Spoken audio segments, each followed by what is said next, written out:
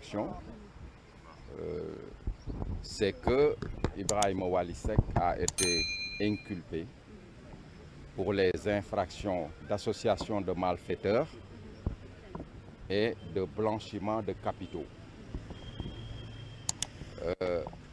Nous avons cru devoir, pour éviter toute surprise, procéder à la consignation du montant de 210 millions relatif à une transaction portant sur un véhicule. Alors, à la suite de ça, le juge d'instruction lui a accordé la liberté provisoire. Je tiens à préciser, parce qu'il y a beaucoup d'amalgames qui sont faits autour de la question de consignation. La consignation n'a absolument rien à voir avec la culpabilité. La consignation, c'est une offre qui est faite à une personne poursuivie par le code de procédure pénale. Et que donc, à la fin de la procédure, si la justice considère que la personne qui a procédé à la consignation est innocente, les sommes qui ont été consignées vont lui être restituées. Donc il faut arrêter de faire cet amalgame en considérant qu'une personne qui consigne fait un aveu de culpabilité. Donc globalement, c'est ce qu'on peut retenir à la suite de cette audience. Ibrahima Wali Seck est totalement libre de ses mouvements et maintenant la procédure d'instruction va continuer jusqu'à son terme. Il est fort possible qu'en cours d'instruction, un non-lieu lui sera accordé dans la mesure où la transaction portant sur ce véhicule ne rend compte d'aucune des infractions pour lesquelles il a comparu devant le juge d'instruction. Et la somme des 5 milliards, est-ce que vous pouvez apporter des exemples? Comment? Ça n'a pas de rapport. Ça n'a aucun rapport.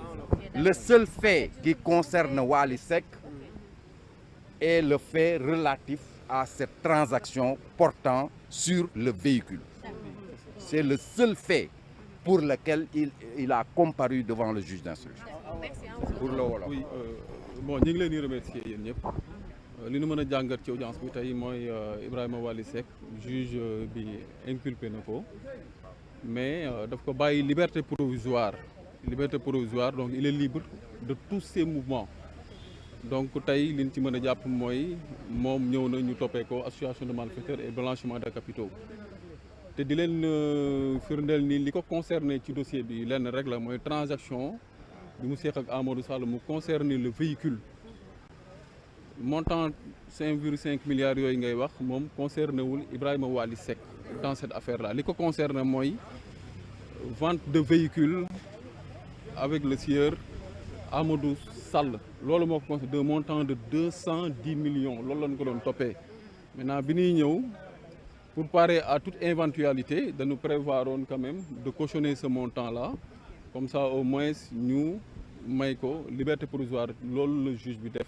tey donc tey jàpp leen ni moom il est libre quand même de ses mouvements donc au cours de l'audition au cours de l'instruction maintenant bu fekkee ni juge bi constaté ni moom li ñu koy toppee dara amu ci montant boobu ñu cautionné obligatoirement on va demander la restitution dinañ ko delloo di fàttali tamit cautionnement bokkul ak remboursement cautionnement garantie la booy teg remboursement koo xam ni nii nangu na lim def moom moo koy def Wali Seck encore une fois nanguwul li ñu koy toppee daf ko weddi parce que jaay sa oto amul benn infraction pénale bu ci am donc ngeen jàpp ni donc moom dafa cautionné garantie la au cours de l'instruction bu fekkee ni juge bi dem na ba considérer ni kii kat li ñu koy toppee amul dina ko dool delloo sa montant la te ñun yaakaar na ni Wali Seck dans ce dossier là amul benn infraction bu mu def te kenn mënu ko ci condamner donc loolu la ñuy retenir dans ce dossier là je vous remercie.